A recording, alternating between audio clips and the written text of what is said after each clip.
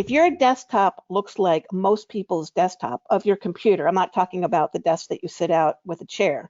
I'm talking about your computer screen. It's called the computer desktop. When you close all your programs and you're just looking at the plain desktop, your main page without any programs open, do you have a few files? Do you have a dozen files? Do you have 100 files? A lot of people have 100 or more files sitting on their desktop computer. This is a aha moment that you may want to embrace that can change the way that you think and the way that you work, because when you have a messy desk or a cluttered desktop, it's hard to concentrate. It can be overwhelming.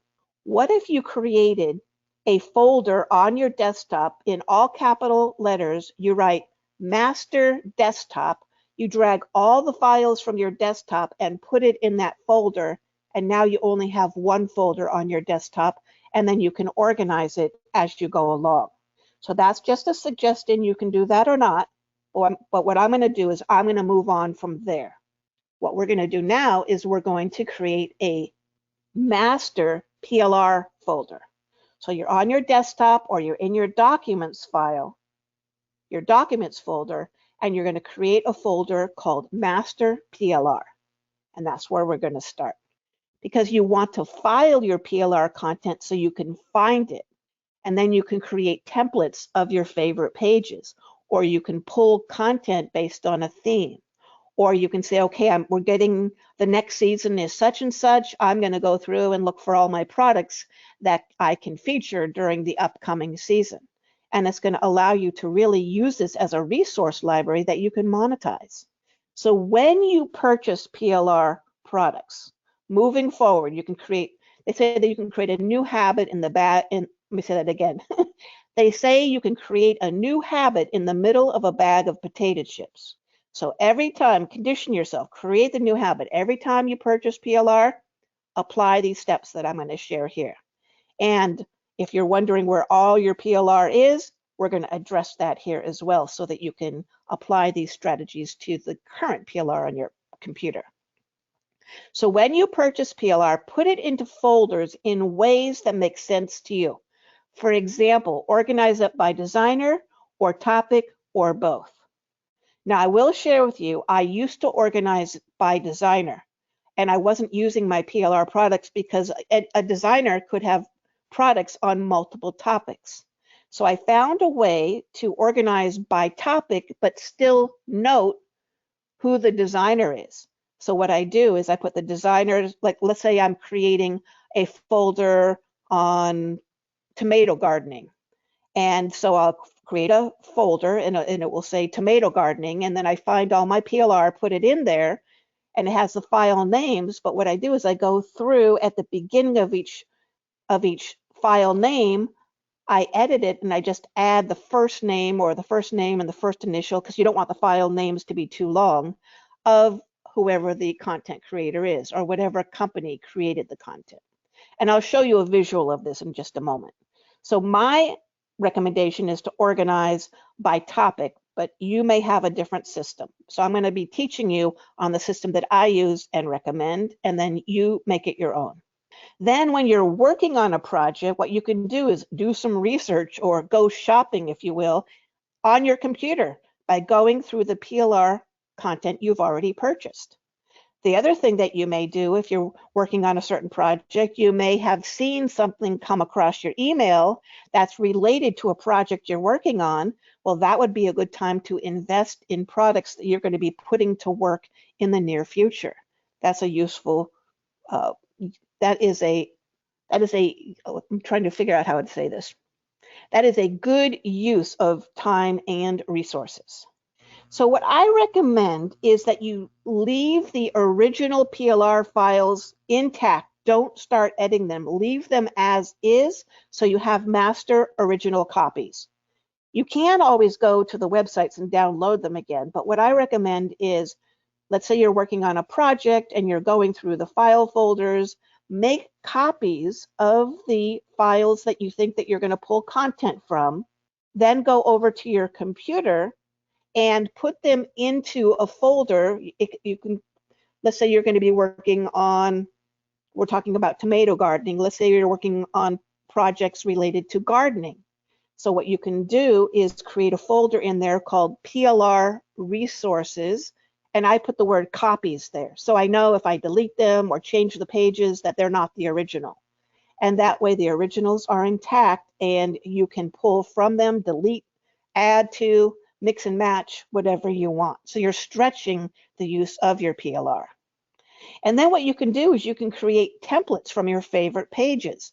So if you're just going with our theme of gardening, you can create a master copy. Let's say you work in an 8.5 by 11 inch size.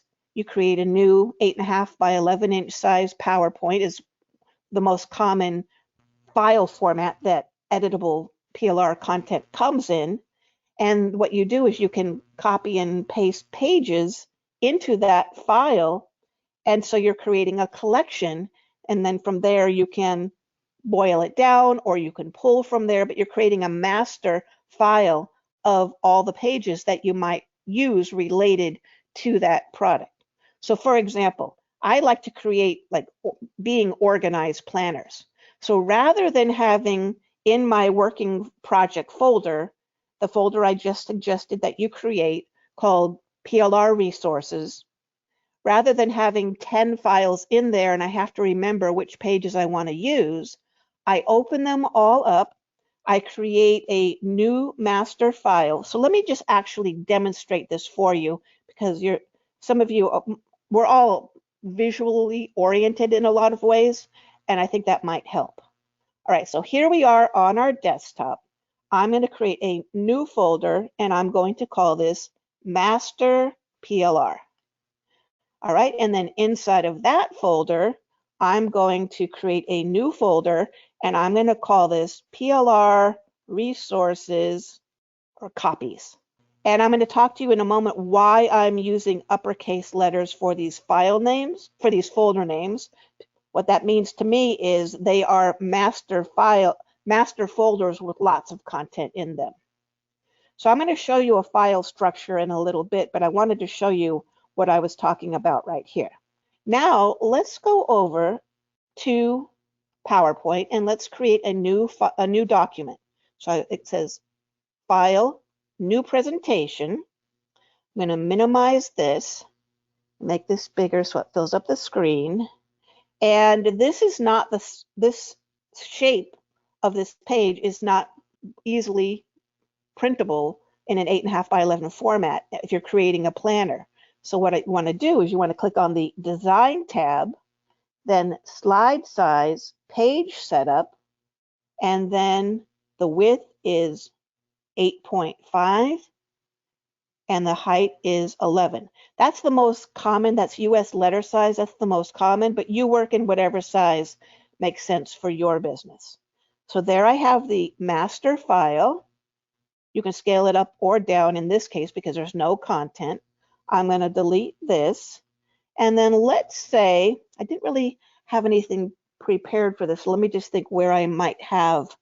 For those of you in the Content Creation Club, this will look familiar. We did a training on mix and match templates yesterday. But let's pretend this is a PLR product that I had. So what I'm going to do is go through here and I'm going to look through and I'm going to find the pages that I like, and I'm going to, the center section here, this is the canvas where you can edit. I want to copy the whole page. So see how this is highlighted here on the left? I'm going to right click and copy. Then I'm going to go to our new file and right click and paste. And then what this is going to become is my master file. So I'm actually going to even call it that. I'm going to call this Master Collection of Gardening pages or planner pages, whatever your topic is. And then you would save this file, save as, and we're in our master PLR folder. I'm going to right click. Well, actually, I can just click here, new folder. And I'm going to call this, I'm going to talk about naming conventions, but when I put a hyphen in front of the Title, it's going to show up at the top of the page. So I'm going to put a hyphen in front of, actually, I'm going to change my mind. I'm going to number this. Hyphens go above numbers, so I usually put my resource files above the numbers. Numbers I usually use for products that I'm creating. So let's say that this is project number 1 that I'm creating. So I'm going to call it number 1, and I'm going to make it all caps so I know that there's lots of files in it. I'm going to call this gardening planner. Then I'm going to click create, and then inside of that gardening planner, that's where I'm going to, oh, I have to save it first. So I'm going to call this master, I'm going to make this lowercase because this is a file, master template gardening planner. All right, so I'm going to save that. Then I'm going to go back to my desktop, open up that master PLR, and then I want my resources to show up above that. So I'm going to put a hyphen in front of that. So I'm going to leave that for general content, but inside of each project folder, I'm also going to create hyphen PLR resources copies. So then what I can do is I can go through all of my PLR, make copies of anything that I have that's related to gardening, pop it into this folder, then open it all up, go through each page, and then copy and paste the pages I want to use into this master file. And then from there, you can organize and decide what you're going to use in your project. You might want to even keep the master copy and then just rename it. So let's say I have 50 pages in here and I don't want to use all of 50 pages. I save my file, I make sure that it's saved, file, save, and then I'm going to rename it for a project that I'm going to publish. Save as, and in my mind, when I'm publishing a product, I put pub in front of it. And there's usually more than one file. There's usually the license or the images or whatever I want to add. So I'm going to create a new folder and I'm going to put pub because I know that this is going to be a published project and this is going to be gardening planner create. And then I'm going to change this. I'm not going to leave it master template. I'm going to call this pub, or actually I'm going to leave pub for the folder.